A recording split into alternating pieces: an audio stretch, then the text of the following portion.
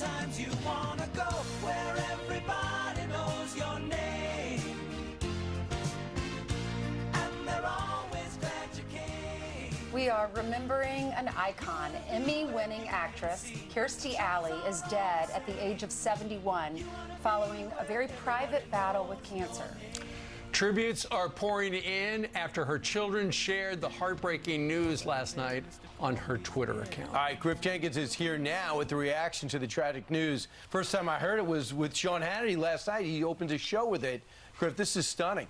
It is. Brian, Ainsley, and Steve, good morning. And for any of us that grew up with the iconic Cheers episode, and many of us had a crush on Rebecca. That's the role she played. The beloved actress, known for many comedic roles in movies and TV, died yesterday after a short battle with cancer, according to her family. In recent years, Alley became known for her bold voice and strong values, often clashing with the rest of Hollywood. Her children, confirming her death last night, saying this: "Our mother's zest and passion for life, her children, grandchildren, and her many animals, not to mention her eternal joy of creating, were unparalleled and leave us inspired to live life to the fullest, just as she did." She was perhaps best known for her Emmy-winning role on Cheers, where she delighted fans and her co-stars as the witty Rebecca Howie. There was this one time when you were way down at the end of the hall, and I could just see this tiny little piece of your elbow, and I didn't know for sure if it was you.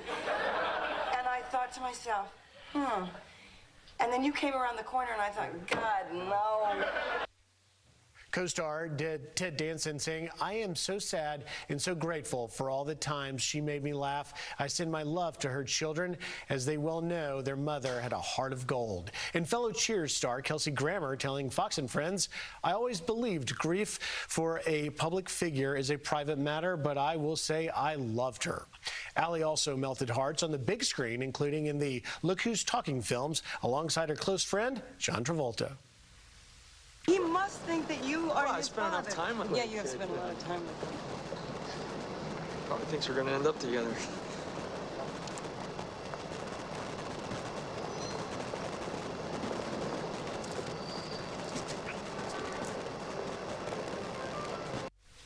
And Travolta sharing this photo of his longtime friend, saying, "Kirstie was one of the most special relationships I've ever had. I love you, Kirstie. I know we will see each other again." Kirstie Alley was 71 years old. Steve, Ainsley, Brian, we'll send it back to you. All right, Griff, thank you very much. Kirstie was born in Wichita.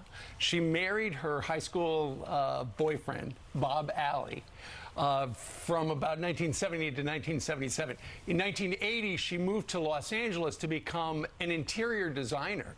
And she was there. She was already involved in the Church of Scientology at that point.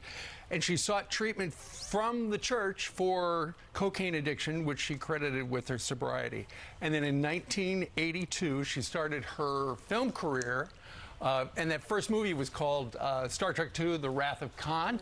I actually got to meet her back in the 80s. You did? What was she like? She could not have been sweeter or cooler. At the end of the interview, the entire crew said, "You know what? She's the coolest kid in Kansas."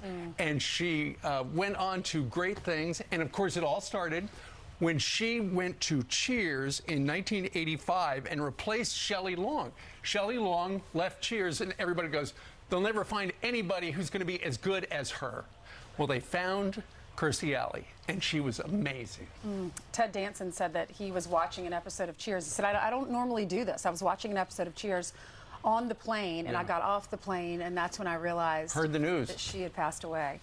Right. I also think that Jamie Lee Curtis, believe it or not, knew her. They acted together. I just heard the sad news. Kirstie Alley died. She was a great comic, a beautiful mama for her real life. She helped me buy onesies for my family the year for Christmas. We agreed to disagree on some things.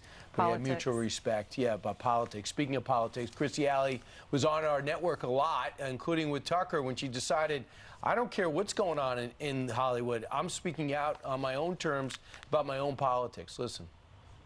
In 2016, I was doing a show, and I don't need to talk about the show I was doing, but I was on a set, and I knew that I had people come up to me, and they were like, "Whoa, if, we're with you, but if we say this, we're gonna never work again." And I thought, you know, look, I'm over 60. How many parts are there for actresses anyway? So what do I have to lose, you know?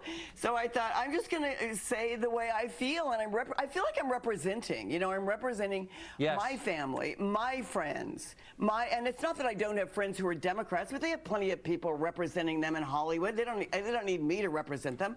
So I thought, I'm going to represent my way of life and my values and my people. And she did, and she faced blowback in Hollywood for supporting Trump in 2016 and 2020. And it's the one word I think about a lot when I think about Kirstie Alley. She was absolutely fearless, and she was loved. And, you know, how many people knew that she was battling cancer? Her children in that Twitter post did pay tribute to the men and women who work at the Moffitt Cancer Center in Tampa for their courageous work. Yeah, they said it was quick. It was recently discovered. They said she was undeniable talent. She was funny. She was brave. They said she was an icon on television, but she was most incredible as a mother and a grandmother. I loved her raspy voice, those gorgeous eyes, her beautiful hair. I loved watching Cheers. We all grew up with her. She was in our living rooms every night. God rest her soul. Kirstie Alley, dead at 71. All right.